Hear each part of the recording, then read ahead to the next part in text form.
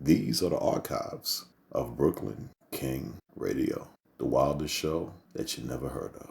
Nicole and Arthur, in essence, they sent them to some sort of camp or some shit, some sort of spa, where they basically sit back and talk about their problems while bubbling in water.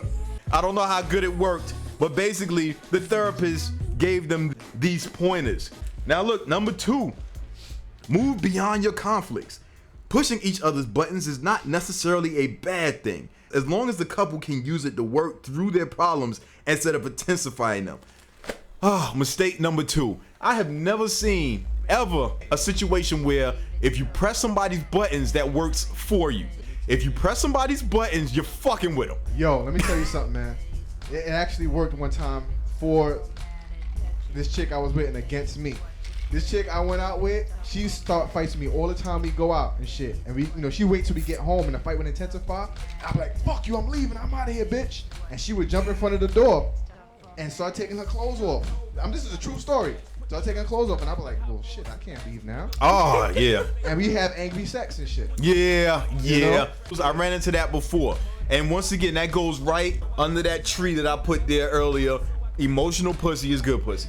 Because any chick that wants to start an argument just to get fucked angrily has got a serious problem.